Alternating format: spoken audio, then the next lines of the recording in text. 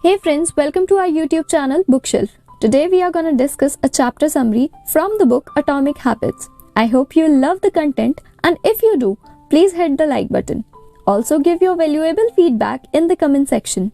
To get notifications of our upcoming videos, subscribe to our channel and press the bell icon. Now without further delay, let's get straight into the video. So today we are discussing the first chapter called The Surprising Power of Atomic Habits.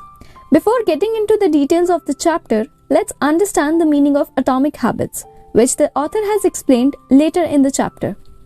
Atomic habits refer to a small, easy-to-do routine which, when practiced regularly, compounds into incredible growth.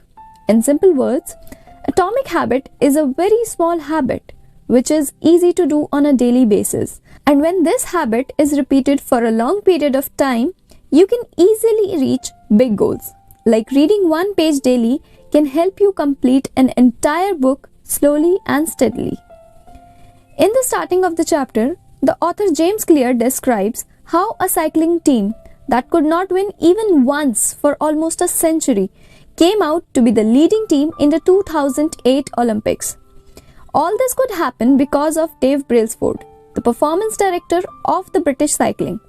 He was committed to his theory, the aggregation of marginal gains.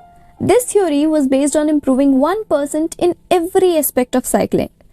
From the bike seats to the racing suits, from massage gels to the pillows and mattresses of the riders. He made improvements in every overlooked and unexpected area. This theory transformed the British cycling from a mediocre performer to the most successful team ever.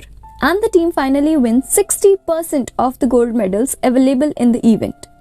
The author explains that 1% change can stay unnoticed in the short span of time, but it decides the trajectory of our path in the long run.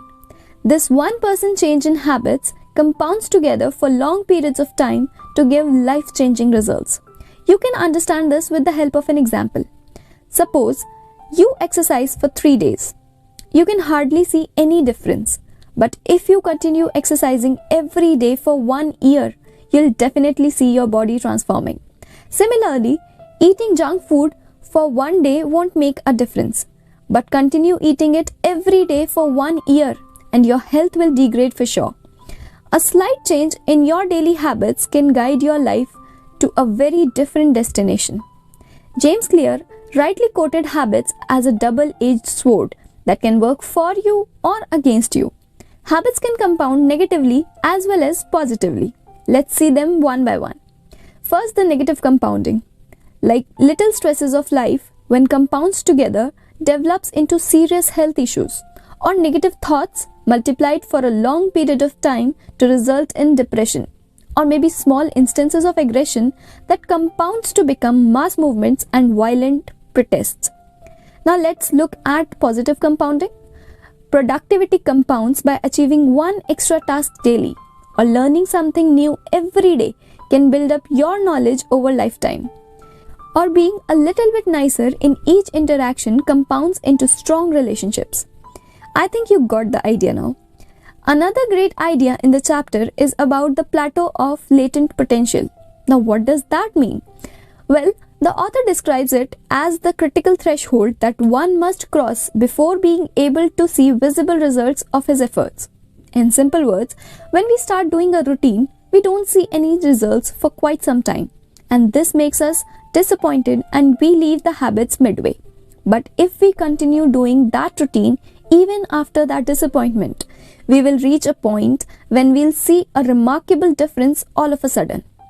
All the effort before that was not wasted and was building up to give us that overnight success.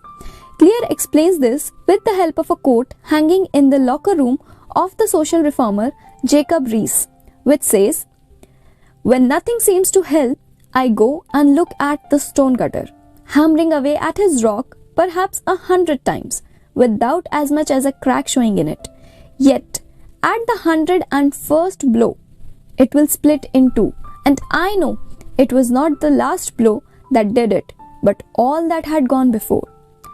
Author says that we need to stick with our habits long enough to survive those breakthrough moments that store in them the power to unleash a major change. Later in the chapter, the author stresses on following systems rather than setting goals. So what basically is the difference between the two? If we talk about goals, they are the results you want to achieve. On the other hand, systems are the processes that lead to those results. James Clear highlights 4 major problems related to the goal-oriented approach. Problem number 1. Winners and losers have the same goal. So it cannot be the goal that differentiates them, but the system of continuous small improvements implemented over time. Problem number 2. Achieving a goal is only a momentary change. After achieving a goal, we come back to the same old track. So we don't need to change the results, but the systems that cause those results. Problem number 3. Goals restrict your happiness. The problem with the goals first mentality is that you are continually putting happiness off until the next milestone. Instead, the system first mentality helps you enjoy the process. Problem number 4. Goals are at odds with long-term progress. Goals-oriented mindset is a short-term mindset. True long-term thinking is not about single accomplishment, but a cycle of endless refinement and continuous improvements. At last, Clear emphasizes on changing the complete system bit by bit, rather than focusing on just one goal. In his words, you do not rise to the level of your goals. You fall to the level of your systems. Thanks very much for watching. We'll keep bringing you videos like this. Till then, stay tuned, stay healthy, keep growing. Bye-bye.